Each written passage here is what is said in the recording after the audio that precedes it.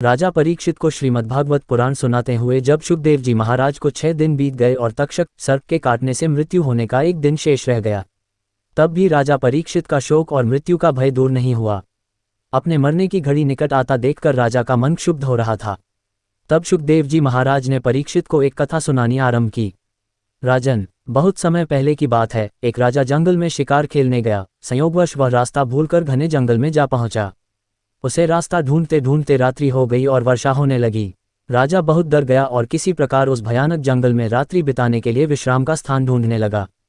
कुछ दूरी पर उसे एक दीपक जलता हुआ दिखाई दिया। वहां पहुंचकर उसने एक बहेलिये की झोंपड़ी देखी।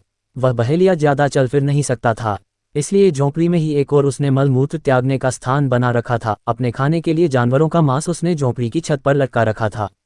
वह झोंपड़ी बड़ी गंदी, छोटी, अंधेरी और दुर्गंधयुक्त थी। उस झोंपड़ी को देखकर पहले तो राजा ठिठका, लेकिन उसने सिर छिपाने का कोई और आश्रय न देखकर उस बहेलिये से अपनी झोंपड़ी में रात भर ठहरने देने के लिए प्रार्थना की। बहेलिये ने कहा कि आश्रय के लोभी राहगीर कभी कभी यहाँ आ भटकते हैं। मैं उन्हें ठहरा तो लेता हूँ, लेकिन दूसरे दिन जाते समय वे बहुत झंझट करते हैं। उन्हें इस झोंपड़ी की गंध ऐसी भा जाती है कि फिर वे उसे छोड़ना ही नहीं चाहते और इसी में ही रहने की कोशिश करते हैं एवं अपना कब्जा जमाते हैं।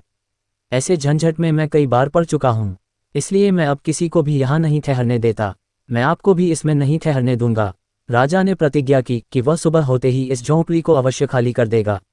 यहाँ तो वह संयोगवश भटकते हुए आया है, उसे तो सिर्फ एक रात काटनी है। तब बहेलिये ने राजा को वहां ठहरने की अनुमति दे दी, पर सुबह होते ही बिना कोई झंझट किए झोंपड़ी खाली करने की शर्त को दोहरा दिया। राजा रात भर एक कोने में पड़ा सोता रहा। सोने में झोंपड़ी की दुर्गंध उसके मस्तिष्क में ऐसी बस गई कि सुबह जब उठा तो वही सबसे परमप्रिय लगने लगा। राजा जीवन के वास्तविक उद्देश्य को भूलकर वहीं निवास करने की बात सोचने लगा और बहेलिये से वहीं ठहरने की प्रार्थना करने लगा। इस पर बहेलिया भड़क गया और राजा को भला बुरा कहने लगा। राजा को अब वह जगह छोड़ना झंझट लगने लगा और दोनों के बीच उस स्थान को लेकर बड़ा विवाद खड़ा हो गया। कथा सुनाकर शुकदेव जी महाराज ने परीक्षित से पूछा, परीक्षित बताओ, उस राजा का उस स्थान पर सदा के लिए रहने के लिए झंझट करना उचित था? परीक्षित ने उत्तर दिया, भगवान, वह राजा कौन था, उसका नाम तो बताइए। मुझे वह तो मूर्ख जान पड़ता है जो ऐसी गंदी झोंपड़ी में अपनी प्रतिज्ञा तोड़कर एवं अपना वास्तविक उद्देश्य भूलकर नियत अवधि से भी अधिक वहां रहना चाहता है।